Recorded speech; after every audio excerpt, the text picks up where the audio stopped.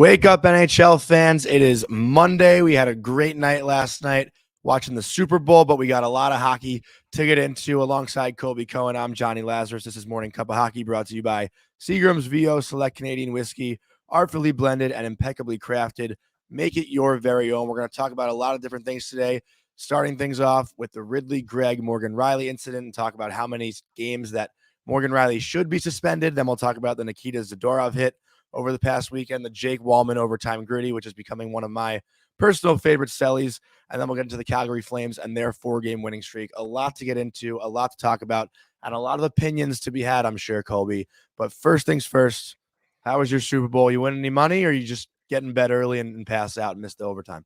I did watch the game, but I could tell you that I did not bet $1 on the Super Bowl. I'm not a single dollar. I'm not really I'm not like a huge gambler. Like unless you get me egged on, or Tyler or Mchuk gets me a little egged on doing DFO or something like that.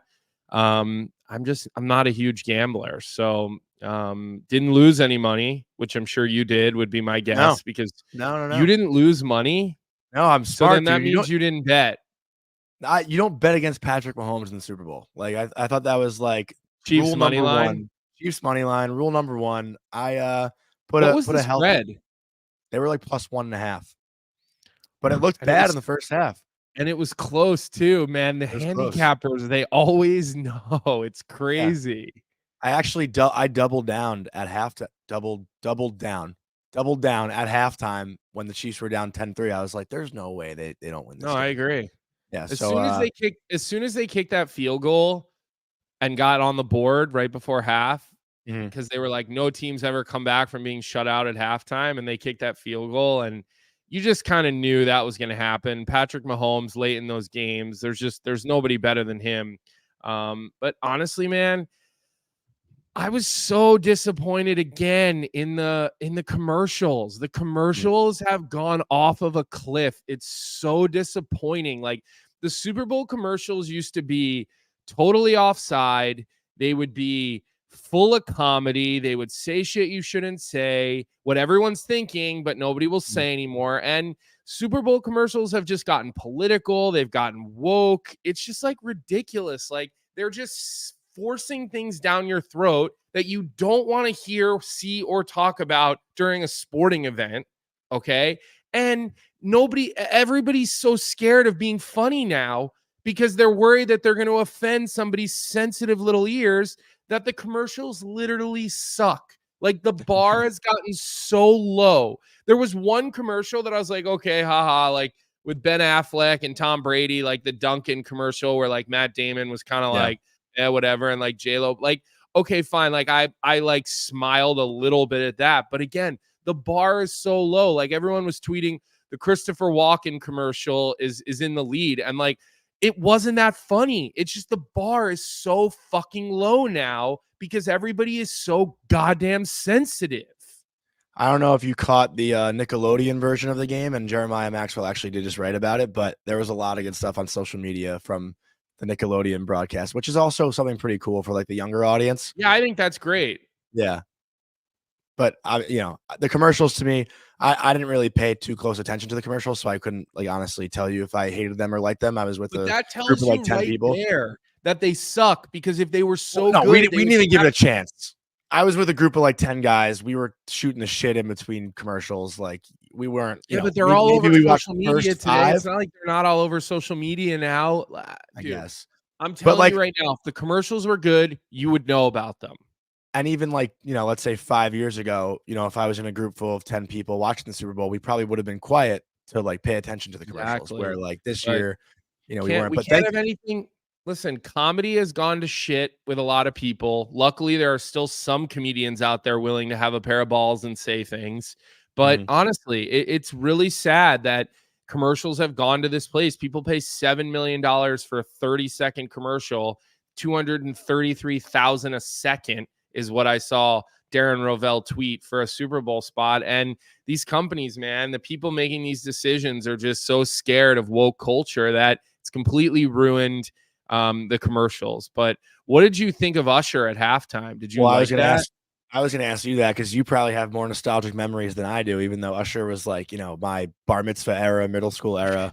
I was high school. Yeah. I Yeah, was in you were high high school. school. For me, like, I didn't love it, Just, dude.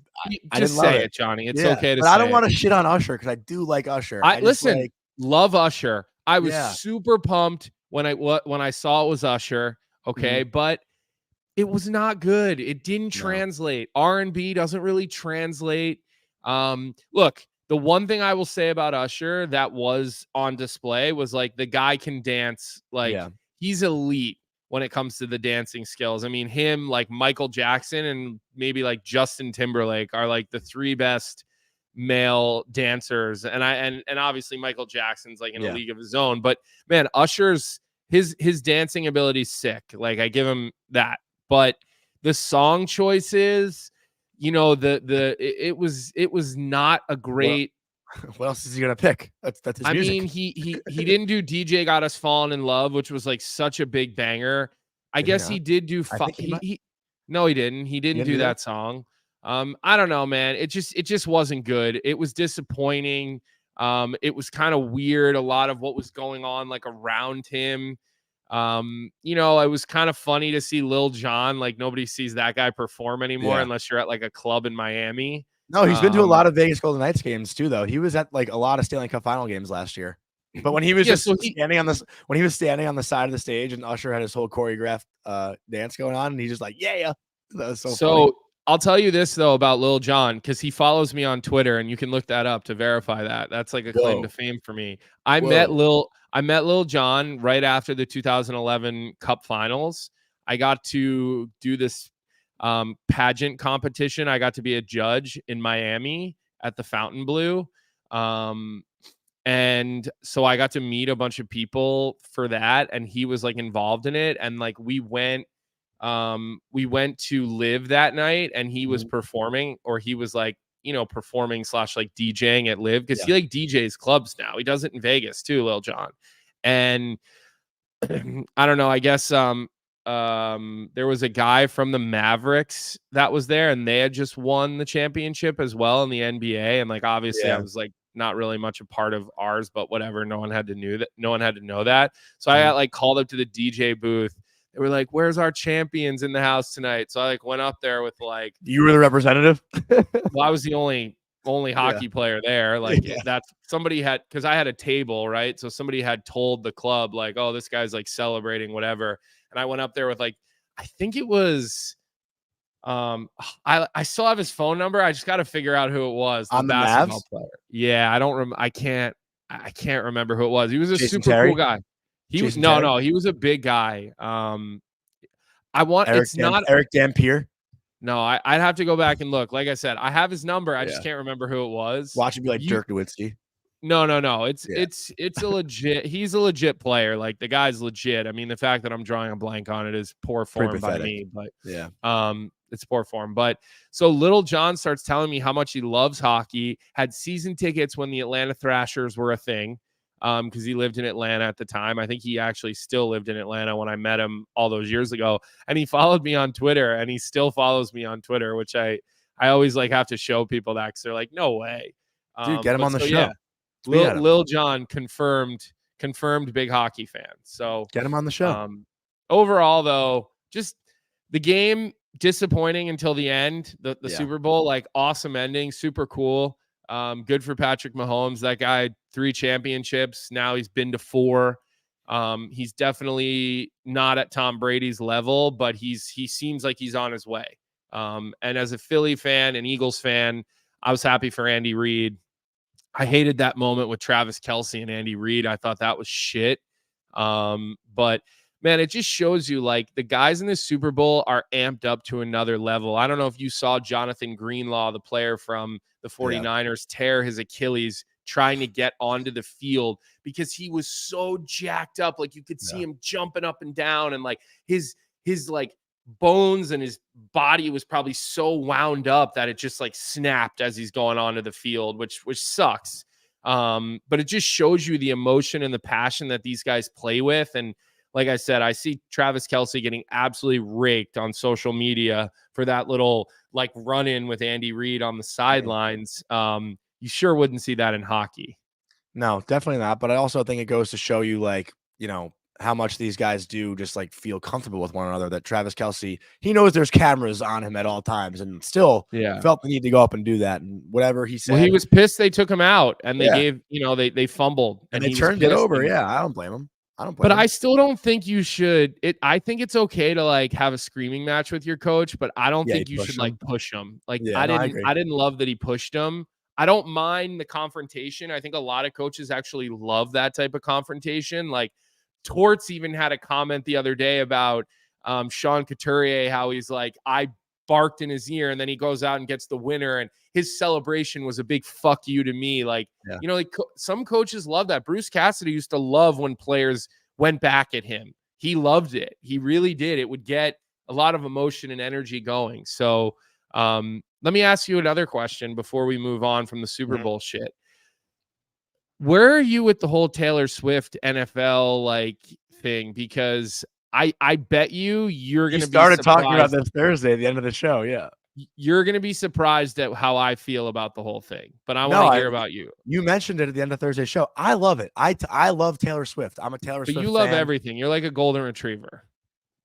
Kind of fair. But I didn't mind it at all. And did I mind that she was with Blake Lively the whole game? No. Blake Lively. I saw you tweeting about Blake Lively. She was like, Blake Lively is. She was my crush growing up. Like she's in a league of her own. Yeah. I watched what was it? Gossip Girl. I watched Gossip Girl in high school with like my whole hockey team. Like we all watched Gossip Girl when we were in high school. That's what we talked about in the locker room. And like we all loved Blake Lively. So I was a fan of it. And listen, like it's something to talk about. It's been something to talk about all year. Like it made this season a little bit more exciting. I don't care what anyone says. Like we had something to look forward to every game, whether you hated it or liked it. It was a topic of conversation and it was fun. So I loved it. I love Taylor Swift. And I'm guessing by the reaction that you previously had, you think I'm going to think that you hate it when you really love it. Is that wrong? I'm just kind of like confused, like why people would be upset about it. It's like I can't tell you any of Taylor Swift's new songs because like when I'm in the car, generally listening to like podcasts, I listen to a lot of Joe Rogan, a lot of Bill Maher.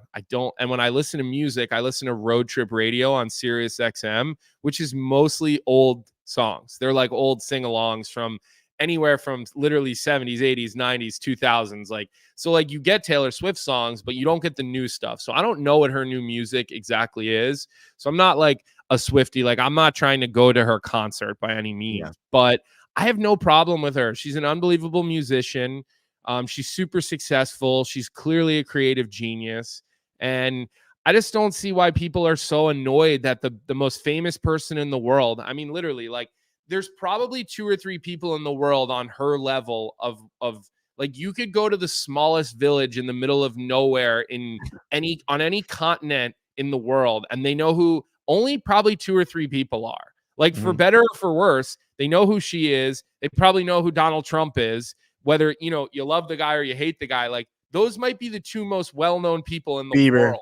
Bieber too. You got to throw Bieber in there. Think Bieber's on that level with Taylor Swift. Get out of here. Yes, he is. Okay, he 1,000%. is. Okay, fine. 1,000%. I'm not ready to argue, but I'm just saying there's only a few people in the entire world like that.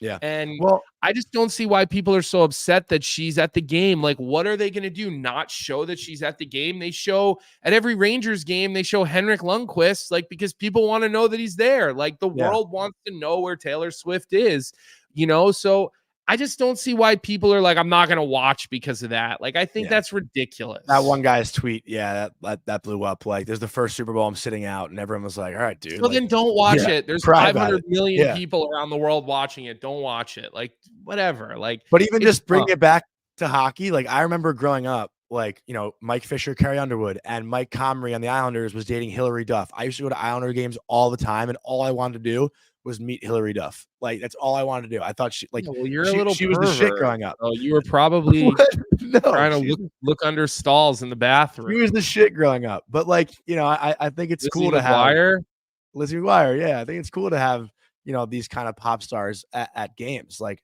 if if there was a pop Listen, star look dating at how hockey, much everybody Tate loved McRae, Tate what she's McRae doing to at hockey right now. All-Star. Yeah. That's all anybody talked about at All-Star was Tate McRae Yeah. and Biebs. Like, people need to just fucking relax. Like, But those were just let positive comments, I who thought. cares? Like, I just like, who cares what Taylor's like? She's a mega star. She's the most successful one of the most successful people all time in the world. Like, just it's good for sports. I wish she was dating a hockey player. Revenues would go up. Okay, like more national games. Okay, so that's honestly though they need to figure out the halftime show. Like, it's been a while since there's been a really good one. I feel like the last one I liked. No, Rihanna was last year and she fucking crushed it. I didn't like Rihanna. I thought Shania Twain and Jennifer Lopez were so much better than Rihanna. Rihanna crushed it, dude. And she was I didn't pregnant. like that one. Oh my God. I didn't like it. I didn't think it was any good. So I thought Shakira and J-Lo were better than her. I won't take any. Oh, it was Shakira. I said Shania. It was Shakira. Yeah. So hopefully they'll figure the Super Bowl thing out. Cause I mean, like, I remember when like Justin Timberlake did one a couple of years ago. That was a nip slip. No, he's done one since.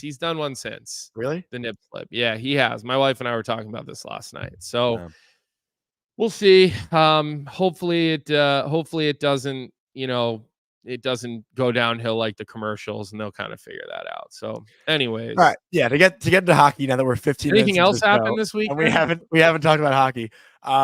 Morgan Rielly, Ridly Greig, that was honestly, that was the topic of conversation leading into the Super Bowl. I didn't even see any Super Bowl conversations on social media until like kickoff. So here's what happened. Ridly Greig at the end of the game, a breakaway with an empty net, fires a slap shot into the empty net, and Morgan Rielly, who should have done something, takes exception to it, maybe a little bit too far, and cross-checks Greig in the face. I thought this situation, everything involved, I loved everything about it, aside from Morgan Rielly cross-checking Greig in the face. I thought so. You don't love everything about it. No. Rielly had to do something. Rielly I love everything about it, and then say what you didn't like about it. Can I please explain? Rielly should have kicked his ass. He should have kicked his ass. The cross-check to the face is a fucking cheap shot. I don't care what anyone says. It is, whether he meant to do it or did not mean to do it. He should have put him in a headlock. He should have wrapped him up. But the cross-check is kind of like that would have been performative then. If you put a guy in a headlock or you wrap him up, it's performative. Well, he can't sucker punch him. I'm just saying. I'm just letting you know that putting a guy in a headlock is performative. That doesn't do anything. I mean, he could have fought him after the headlock. But you didn't say that. You said put him in a headlock or wrap him up. All right. Well, either way, here's the thing. If Rielly doesn't do anything, the conversation is the Leafs again. They're soft. They don't have anyone standing up for themselves. That's the conversation, right? If he doesn't do anything, what he did, was it a step above of what he should have done? Most likely. But either way, I think it was great that Ridly Greig did that. You don't see that happen ever in the NHL. A guy just like, to me, it was kind of, and I know you're not a basketball guy, but there might be basketball people listening. Like Zion Williamson 2 years ago, I think, or a year ago, did a 360 dunk when they were up 9 points with 10 seconds left. Caused the same reaction for both teams in the NBA, but obviously in the NBA, you can't really fight. So this felt like that sort of scenario in my mind. And the Leafs took exception to it, which they should have. But, like, are you going to sit here and say what Ridly Greig did was so egregious? Like, I didn't think it was that big of a deal at all. The response is what made it a big deal, right? Like, do you agree with that? Listen, I'm going to tell you, I loved everything about it. I'm not going to say I loved it and then start picking apart what I didn't like about it. You love the cross-check to the face? I love the whole thing. I love the entire thing. I loved listen, Ridly Greig, you want to be an asshole? You want to be a punk? Do it. You're fine to do it. And that's what you did. You acted like a fucking punk. And you know what happened? Morgan Rielly came looking for you. Morgan Rielly took it upon himself. Morgan Rielly reacted in the second. Johnny, you and I both know this. Okay. We both played hockey at high levels. All right. Things happen very fast. Mm-hmm. Things can be very reactive on the ice. All right. You're not pre-planning these situations. Ridly Greig does what he does. Morgan Rielly has maybe 1 to 2 seconds, okay, to decide, is he doing something? Is he not doing something? What's he doing?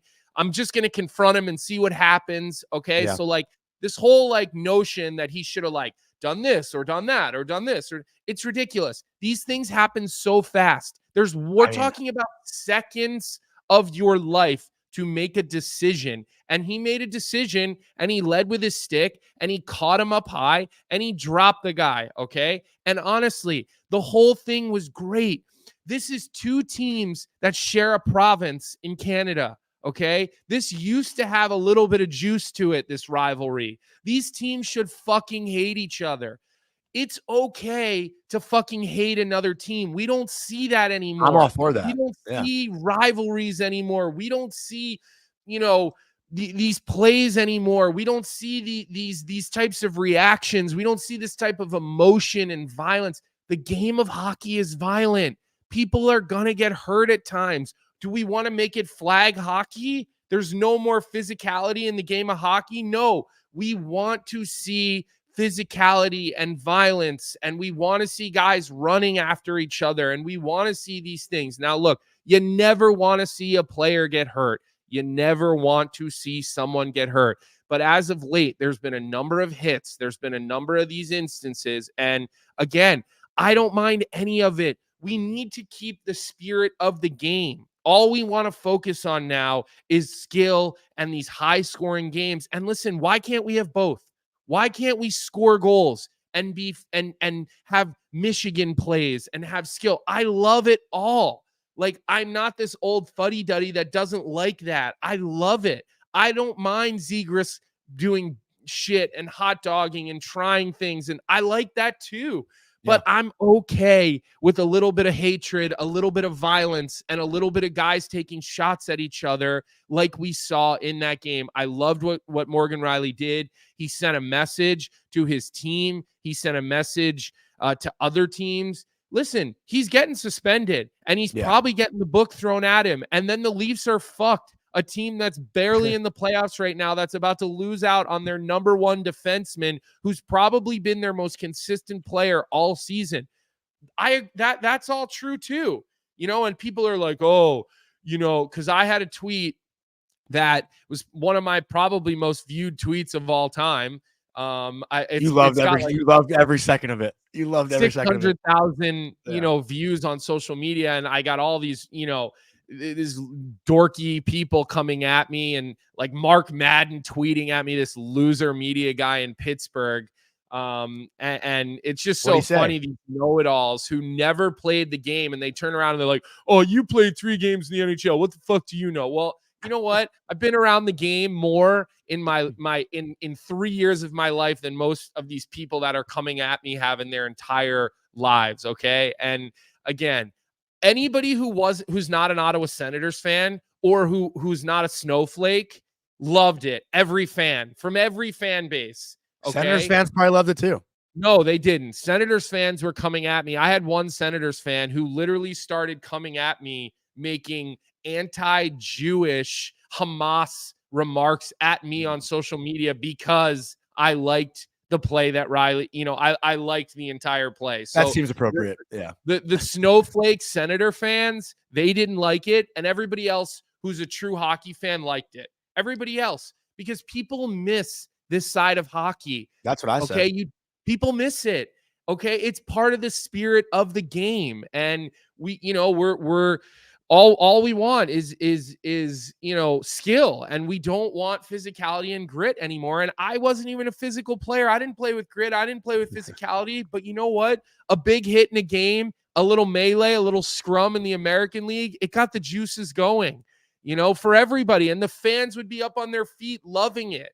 So it's just, the whole thing I thought was great. We're talking about it. We're still talking about it. The suspension's going to happen today. We're going to continue to talk about it after. Tomorrow is his hearing. Yeah. What do you think he's getting? What's your guess? I think he's getting at least the 6 games that David Perron got. Similar play, similar reaction. I think it's got to be a minimum of 6. If they want to make an example of him, they could go even like 9. I think this is one of those things where not a guy with a history though. No, here's the David Perron cross check after the reaction to Larkin going down. I mean that was to me, that was more vicious than what Riley did. Like, I thought Perron's was more vicious than what Riley did. He like left his feet. That's what I mean. Was, like, he was going for the head. He was jumping and like going at the head. With Riley's, it was a little more kind of spur of the moment. It looked like it might have started and then kind of rode its way up. Why wasn't Ridly Greig protecting his face? That's what I was gonna say. That's what I was just gonna say. Like, whether we thought what Ridly Greig did was so ridiculous or not, which I still like don't think it was that. Me neither. I don't either, by the way. I don't either. But when you do something like that, I guess you have to just know something's coming, right? You have to know. It's you got to protect yourself. Players don't protect themselves anymore. Like, it's not just after whistles, it's during shifts. Like, I mean, anytime I watch the Rangers play and I watch Lindgren get absolutely clobbered, which happens all the time, I'm like, why doesn't this guy protect himself? We talked about Luke Hughes a couple of weeks ago or a month ago, whatever it was. Like, players need to fucking protect themselves a little bit. This is a physical sport. It's violent. It's fucking awesome. It's why it's the greatest playoffs of any sport, because of the physicality and the violence to it, you know? And listen, guys break the code. They do things you're not supposed to. They cross-check you in the face. You're not really supposed to do that. You're not supposed to go for a guy's face like that. But again, what do you think? How many games? So I personally, I think he should get 5. I think that would be the right number for it. But what do I think he's going to get? I think he's going to get 6 or more. I really do. 6. I think it's going to be 6. The Perron standard has been set with 6. Not that they really seem to like have a standard that they go by. Like, that's the thing. Like, we never have any fucking idea what's coming. But I agree that they may try to make an example of him because it was after a game, because it was after a whistle, and those are the things that they don't generally show. Now, let's compare it to the play that Austin Matthews got suspended for a couple of years ago in an outdoor game, where he ends up getting into this little sparring match with Rasmus Dahlin and then cross-checks him right to the side of the head. I mean, this was a 2-game suspension, Johnny, but like, again, this was pretty vicious. I think this is the worst one of the 3, because Austin Matthews like takes a second to think about it, notices where Dahlin is, and goes for his head. Like, I don't care if you think that Dahlin is ducking, which he might be. He is a little bit, but Matthews still took that second, looked, had the feeling in his eye that he was going to do something kind of fucked here, and he cross-checked Dahlin right in the head. Like, and he had power behind it. Like, to me, this one is the worst of the 3. Look at that. Yeah. That is insane. Vicious. Insane. I agree. And that was only a 2-game suspension. Now, let's just note this. That was when 2 players were kind of jawing with each other. They were trading cross checks. Okay. Matthews, again, not a repeat offender, doesn't have a history. All right. And that was during play. I think that's a big difference on the Matthews one. Even though it's bad, I agree. It's during play. But that was also like a net front. It's a net. They're both going at it. These guys were going at each other. The other guys were defenseless, and the Perron and Rielly. I really believe that. I think 5 would be the right amount of games for Morgan Rielly. I think he's actually going to get more than that. You never know how these hearings are going to go. Players get to, plead their case in these in-person hearings. But again, I think it's funny, the difference in opinion on social media between players and writers, and like, everyone's like, oh, like, you only fighters think that. Listen, Matt Carl, okay, who played a shitload of NHL games, was a skill player, was a power play guy. He was one of the first people that replied to me on Twitter, and he said, I concur. Okay, so for everybody out there like, oh, you've only got enforcers who like it, okay, that's not true. I talk to goaltenders. I talk to skill players. Okay. Guys do not mind seeing this type of confrontation. Listen, I bet you they're talking about it on the Pat McAfee show today. I bet you they're talking about it on SportsCenter at some point today. Yeah. It's all over TSN. You heard Kevin Bieksa, who I really value his opinion. I think I really think he comes at these things from a good point. You saw Luke Gazdick, another guy who does TSN or Sportsnet in Canada. friend of the show, Shane Pinto, was asked about it in the post game, and he was laughing his ass He off. laughed, Like, and then he got serious once the writer, the question from the writer, they started shaming Pinto because he was laughing. You saw Giroux. Giroux was like, this just is, it's part of hockey. Yeah. That's what I mean. Like, when the players feel a certain way, the writers should take a cue. They really should. They should understand that there are parts that you've never laced them up and played, and they're just things you're not going to see it the same way the people who are doing it for a living are going to see it. And that was the point of my tweet. And it was so funny because all these Senators fans, the snowflakes that they are, hey, we like the Senators fans. We like the Senators fans here. They were like, not all of them. Don't make that one guy the whole not all of them. Not all of them. Well, listen, it's pretty classless when you start tweeting at me about Hamas when we're talking about hockey. But that's one of them, not all of them. Understood. But I'll stand with the Senators fans. Many of those fans also were like, oh, like they're just so mad because they're like, oh, you're offended by the way he scored an empty net goal. No, I'm not offended at all. I loved the whole fucking thing. It was great. It was great. It was honestly great. Now, hopefully it spills into the next game when they play each other, if they see each other again this year. Well, those were a lot of comments I saw too. Like people were saying, well, Ridly Greig's never going to do that again. Oh, I sure hope he does. If they go to Toronto, oh my God. So I hope he does too. If he did that in Toronto in the next game, next time they're there, that'd be fucking unreal. Listen, I hope there's a 5-on-5 brawl in the next time. He should make that his thing. Every time he's out there and gets an empty net, clap bomb every time. Or another guy's going to do it because that's the thing. Like we live in a copycat league. We live in a copycat world. And again, it's just given us something to get fired up and talk about for 30 minutes. It's again 3 days. I'm all in on this whole thing. We'll see what the suspension is like tomorrow. The hearing's not till 2, so we won't have an opportunity to really talk about it until Wednesday. But I will say this: the Leafs are fucked. Oh, are they fucked? They're going to be without this guy now for the next 5 or 6 games. They're going the wrong way. You can see Sheldon Keefe's shown more fire and emotion on the bench over the last couple of weeks. You could just tell he's angry. He's not happy. They've been inconsistent, the Leafs. They continue to, they need to make some moves, man. They need to change this roster up a little bit. They really do. And my last point on the Leafs will be, and this is something I know you and I agree on.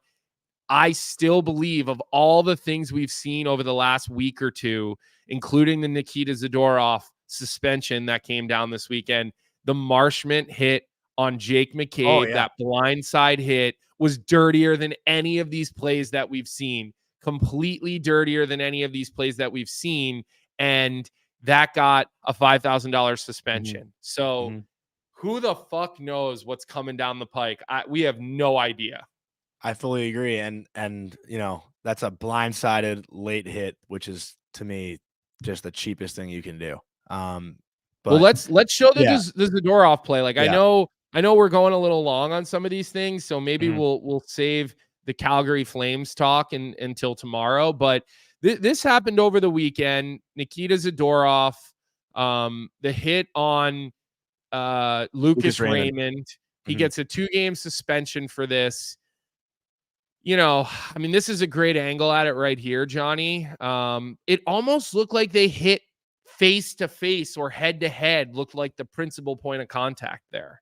I thought this was really similar to the Brendan Dillon and Noel Acciari hit. It looked like Zadorov was already C-cutting into the hit as Raymond was getting rid of it. So in that sense, and we talked about this last week, it's a timing hit, right? Where because Raymond gets rid of that puck, like the split second before Zadorov makes contact, it looks so much worse than it is. But you can tell that Zadorov is lining up for that hit as Raymond already has the puck. So it's so hard to get your body to transition out of that once you've already committed to making the hit. So that's why no elbow. Yeah, no elbow. Didn't leave his feet. Yeah. Look, the game of hockey is so fast. Are we just going to eliminate hitting?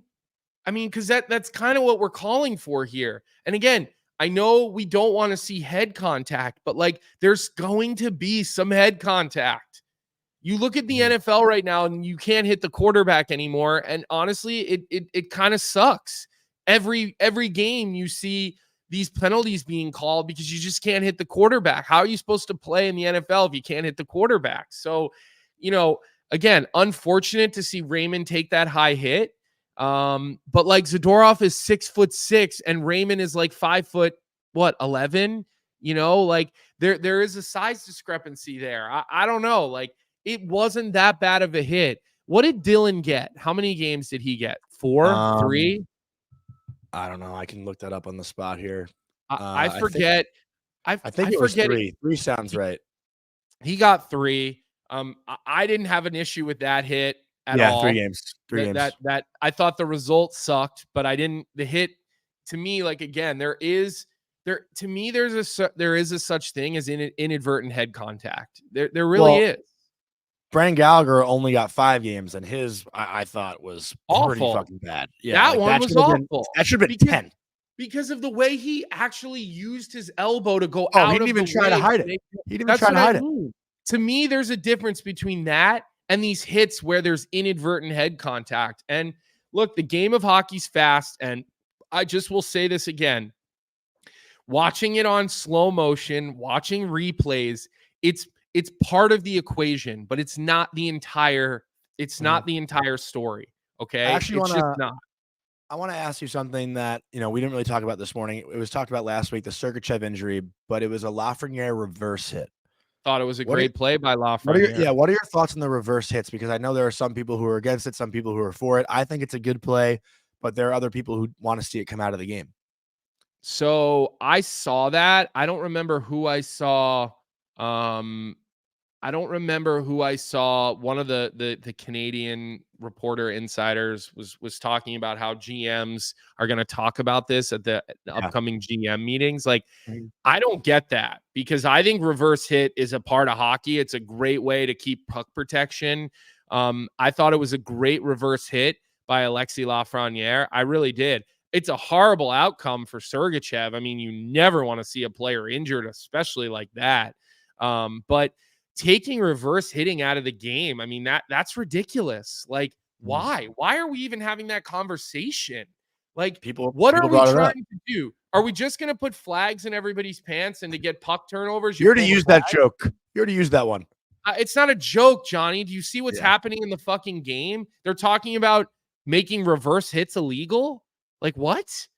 Well, how's that a joke? I'm not making a joke. No, I meant the flag hockey. I get it. I know what you meant, but like, what are we doing in the game here if we're not going to let players reverse check? Yeah, I mean, the first player I actually ever saw do it was Cale Makar in college. First time, like, well, then you haven't been watching that hard because Peter Forsberg was doing this years ago. I don't remember. Ago. I don't remember Forsberg doing it. Master of the reverse hit. It's one of the reasons he was so good at protecting the puck in every area of the ice because he was built like a brick shithouse and he would always initiate contact. Like, what's wrong with you initiating contact on a player that's coming to run you over? Yeah, that's fucking ridiculous. I agree.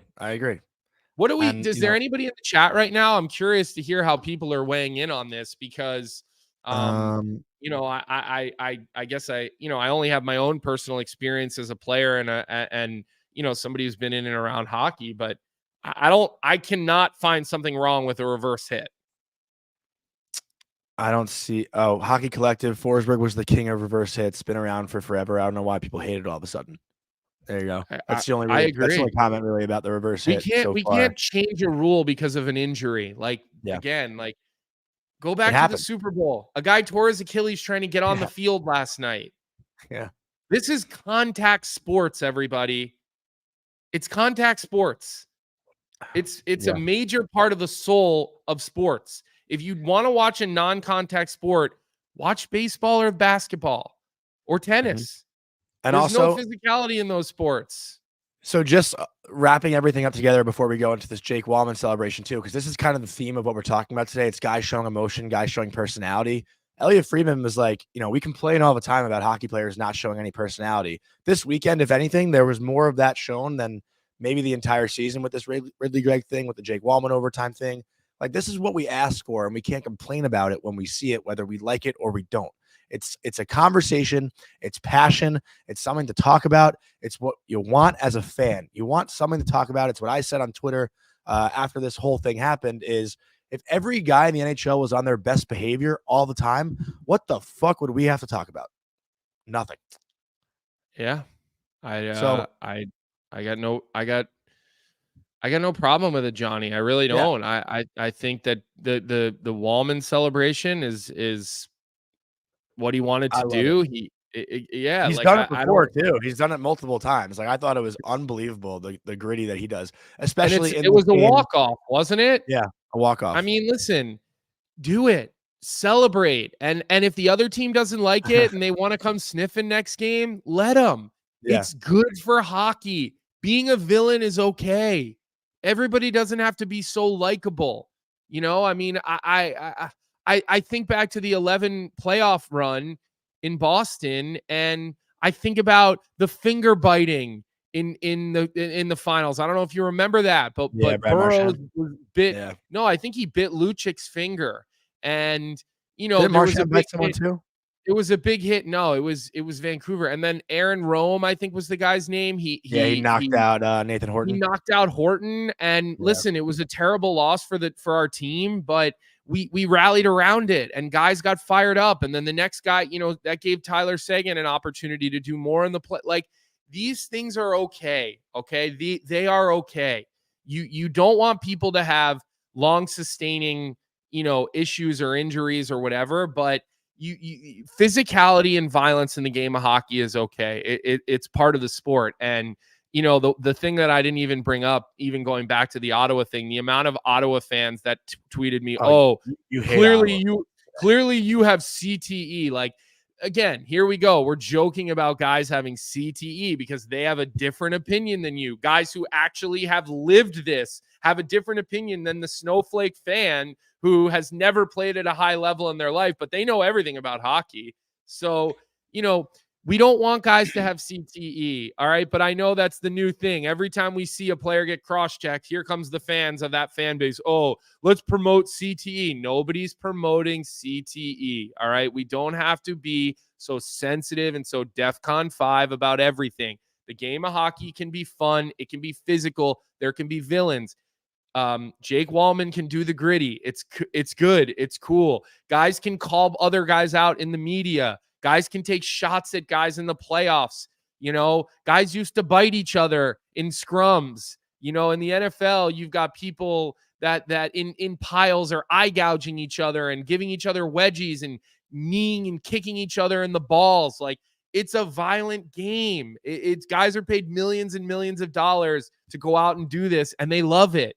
And they love it. Not every guy has to do it. All right. Let Austin Matthews score goals. Let other guys do that. And then let other guys play with jam and run and hit and be physical. And, we can have both in sports. We can have skill. We can have highlight reel plays. We can have, Zegras's creativity. It's amazing for hockey. Kids love it. But we can also have physicality. We can also have, some hate and some violence.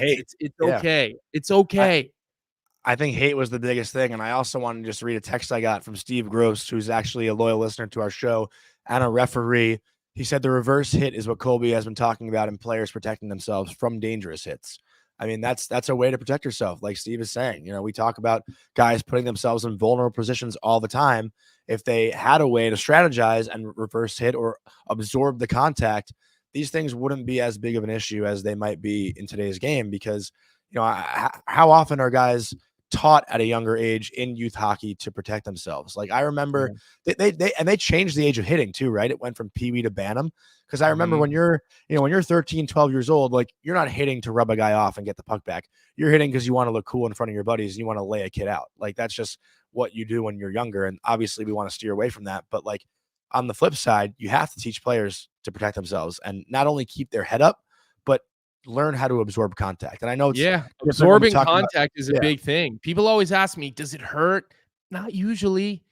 If you are ready and you absorb it and you get to that spot along the wall, like, it doesn't hurt that bad. It really doesn't. It just doesn't. So there's a huge piece of this, Johnny, is learning how to protect yourself, and guys don't really do it anymore. So, it's something we're going to continue to talk about because it's going to keep coming up, and we're probably going to be with the less popular opinion, I guess, more on the side of the way the players look at all these situations. Well, and no, because I still think the cross check to the face by Morgan Rielly wasn't necessary. I think you have to do something. You have to kick Ridley Greig's ass, but you don't have to cross check a guy in the face. Like I will stand with that side. Like that's what sparked this whole debate. Listen, I'm not promoting cross-checking a guy in the face. I'm just saying I didn't have a problem with it. I'm not telling you to go do it. But if that's the way you react, Johnny, just try to remind yourself and remember when you get into those situations, remember the split seconds. Think of all the times you went to give a guy a little shot in the arm and maybe you missed. I was the back of the leg. I was the back of the leg. But okay, fine. But there have been times where I'm battling a guy net front and I try to just give him a shot here on their arm and you miss, or your stick rides and you get him in the neck. And like, honestly, there have been times in games where that happened to me in the American League where like I did that. And then, if nothing came of it, I literally would tap the guy on the way up the ice or after the game. Hey, my bad. I didn't mean to get you in the neck there. I was trying to get you in the, like, it happens. Things happen fast in the NHL. Like, we're talking less than a second sometime to make certain decisions. The worst spot to get it, in my opinion, I don't know if you ever dealt with it because you were a defenseman, but when I'm screening a goalie, on the offensive side, and defenseman cross-check me, like, right in the ribs. Where the shoulder pads end. Dude, that spot, every fucking time. Oh my God. I would like go back to the bench and be like, I mean, or you could really get a guy good on the spot between the it's such a harder spot to hit though. This was like the shoulder pads kind of end like a little bit below your nipple and the ribs kind of that spot. You can get a guy. I mean, but when you're in the American League, especially when I played in the American League, which is where I spent, a majority of my pro career. If you do that to a guy, you kind of have to be ready to fight. And there were nights where like I just knew we were at the end of a long road trip. It might have been a 3-3 where I knew I wasn't fighting. I had no interest in dropping my gloves. So I would stay away from doing that type of shit.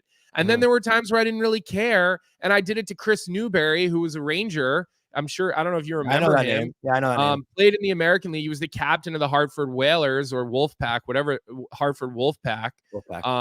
And which is the Rangers American League team. And I gave him one. And he turned around and dropped the gloves, and I had to fight him when I was a 21-year-old rookie, and he was pretty tough. And we had a pretty good fight, pretty good bout. But you always had to be prepared. Like I knew if I was gonna do that in front of the net as a defenseman, I knew that there was a chance that I would have to drop my gloves. And so I picked and choose. If I didn't feel like it or felt like I didn't have it in me to drop the gloves that night, then I stayed a little bit cleaner on those types of situations. But in that league, especially known as the jungle, I would be, you'd know that if you did something like that, be ready, especially a guy my size. Nobody's giving me a break. I ended up fighting this kid Gallant, who led the league in penalty minutes in the American League one year. And because again, like I'm 6'4", nobody's giving me a free pass on anything, even though I'm not tough. Like they're not, they don't know that. They don't know that. Yeah. They don't right. know Exactly. So, it's part of the game of hockey, and I hope it stays. Yeah. A lot of drama over the weekend, and it was definitely fun to talk to you about it. We got 4 NHL games tonight. The Calgary Flames are here in New York taking on the Rangers as they're currently on a 4-game winning streak. The Seattle Kraken are in Jersey taking on the Devils. The Coyotes are in Philly taking on the Flyers. And to top it off, the Minnesota Wild are in Vegas taking on the Golden Knights. So not too much hockey tonight, but, a decent 4 games. You left a big one out, Johnny. Beanpot final tonight. Beanpot final as well. My bad. So Beanpot final, if you're in New England, it's on NESN. Everywhere else in the US, it's on ESPN Plus. And then if you're in Canada, it's going to be, I think it's on TSN or TSN streaming opportunities, but it's everywhere. So that'll be a great game. Macklin Celebrini has been unbelievable. I saw BU play this weekend. I actually did one of their games. This kid, man, Celebrini could play in the NHL right now. He could literally play in the NHL right now, which is incredible. How good this kid is 17. at 17 years old. You will have to keep an eye on the NHL tonight because I will be dialed on the Beanpot game. Yep. Huge opportunity for BU. And we'll talk about it tomorrow for sure. We'll have to get into that game a little bit tomorrow. Ovi goals in 5 straight, just past Gretzky for the most empty netters. You got to figure he's got to have the most empty netters, the most power play goals. He's got to have the most in a lot of categories. So I don't want to hear people who say, "Oh, he's got so many empty net goals." That means his team has won a lot. That means his team has won a lot because if the other teams are pulling goalies and he's out on the ice, that tells you a little bit more than just the fact that there's empty netters. So I'll be interested to see what happens with these suspensions, though, man. We'll revisit this later in the week. Yeah, no slap shot empty netters for Obi though, but maybe he'll do it. Maybe he'll do it just to see what will happen. Yeah, but thank you. He's another guy, by the way, big reverse hit guy. Ovi, big. Yeah, I mean, true. he throws bone crushing hits, but he also, when he protects the puck, he dares you because he'll initiate that contact. He's a unit. But thank you to everyone in the chat today. Sorry we didn't get to your questions. If you had any, we were kind of just fired up going back and forth about everything that happened over the weekend, but we'll try to get some more chat stuff tomorrow with Frank Saravalli, who joins us every Tuesday. Thank you to our producer, Vic. We got a great show coming again tomorrow morning. We got a lot of things to talk about this week, and we're leading into the Stadium Series this weekend at MetLife Stadium between the Devils, Flyers, Rangers, and Islanders. So a lot of things to build up toward this week. Don't go anywhere. Join us tomorrow morning at 9 a.m. Colby, any final thoughts before we wrap it up? Go BU. Right. Thank you, guys. Thanks to our producer, Vic, and we'll talk to you tomorrow. Have a great day. What's up, hockey fans? If you enjoyed that video, then you need to be hitting the subscribe button right here at Daily Faceoff. Exclusive interviews and analysis from our hockey insider Frank Saravalli, fantasy updates from Brock Sagan, and a daily live show at noon Eastern, Monday through Friday. You don't want to miss any of the fantastic content, so hit that subscribe button.